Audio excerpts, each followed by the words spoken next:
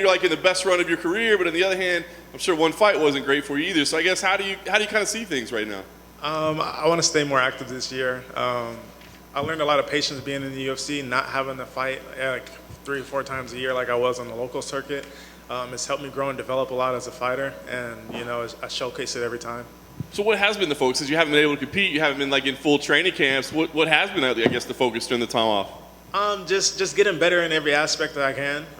Grappling, striking, however, mentally mainly. Just staying strong and learning how to manage all this time and just take in everything as it comes. I guess happy that time is ending though now, and it's time to fight again. Yeah, it's time to get back in my office. Nice. What do you think about Jamie as an opponent? When you got this matchup, what do you think about it? Jamie's a tough opponent. He's good, pretty well-rounded. He's pretty durable from what I've seen. He comes forward a lot, likes pressure. He likes to strike, but he also grapples. So it's going to be a good fight. Featured spot on ESPN, right? Like that's kind of the lead-in. There's, I mean, does that feel like kind of a responsibility, I guess, to set the tone for the pay-per-view? Yeah, it feels good. I always set the tone. I always have an exciting fight. As long as my opponent isn't boring, I'm gonna put on a show. So that's why I wonder. Like on paper, this looks like it could be a lot of fireworks, right? So I mean, do you go in there and brawl with this guy, or do you go in there and you try to maybe be a little bit more technical because he does like to brawl? We'll see how it goes. Like I feel like I'm gonna have the better hand wherever the fight goes. So if we get into some crazy exchanges, it'll be fun. If I can keep it technical and just stay long the whole fight. So we'll see. It just depends on how I feel fight night. Nice. Full arena again. Is that something that does that affect things? I know once you get in there, it's just a fight. But I mean, being in a full arena again, is that exciting for you? Yeah, it's always exciting. I like having the fans there. It doesn't affect me like fight night, like when as soon as I'm in there, like I'm zoned in. But it's nice like after the fight to interact with the fans. I know you had to sell some tarantulas, but do you have any with you this week? Or? Nah, I didn't bring any. I wanted to, but they made that little rule, so I left them at home. I was gonna say, how do you travel with those things?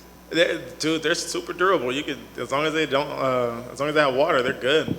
They can go like months without eating. Just carry them on a plane or what? No, I drive. Oh, okay. I'm in SoCal, yeah. It's only like a 3-hour drive. Just drive, cruise through. Nice.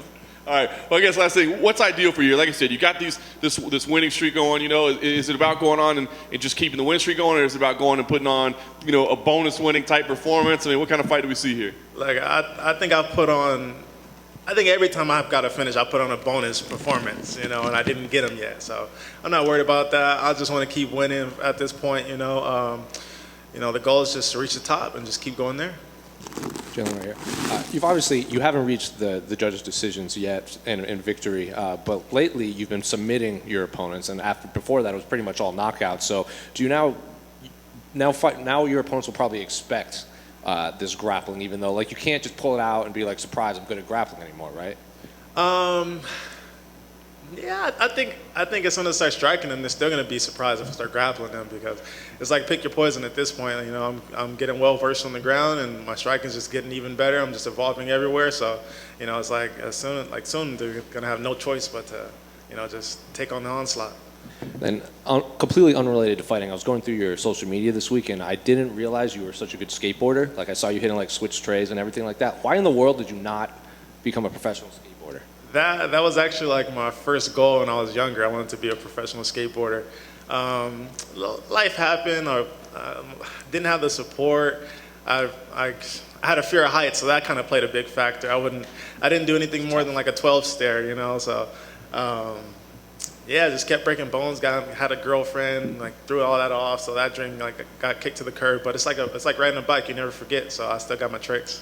Was skateboarding harder on your body than fighting? Way more. The things that I've accomplished in fighting, I didn't accomplish in skateboarding, and I skateboarded for like 7 years. So what's the equivalent of a UFC championship in the skateboarding world?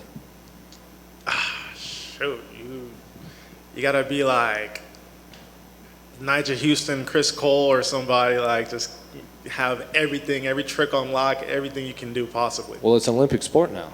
Yeah, I seen that. Yeah, I heard that Nigel came second in that. I didn't even know. Yeah, he didn't win gold though, so that was kind of a bummer. Yeah, it's all good. He wins everything anyway, so. Hey, Jalin right here. Jalin, you're obviously one of the taller and bigger lightweights out there. As you've been going on, how is it making the weight still as you've been going in your career? It's being made, it's never easy. Cutting weight always sucks. I love food. Like, it's hard for me to just cut that out anytime. So that's the hardest part. It's part of the job. I make it every time. So, you know, I don't know. That leads me to my question. I mean, with your frame, have you thought about, you know, possibly 170, or is that still more further down the line from where you're at right now? Hey, they're too big at 70, dude. I don't think I'm gonna ever fight at 70. Honestly, like, as soon as I'm in camp, I'm under the 80s anyway. You know, so it doesn't really make sense weight-wise for me to fight at 70. Like, until I start walking around at like 85, 90, like walking around like not like I'm training hard and I'm walking around at that weight, then I'm gonna stay at 55.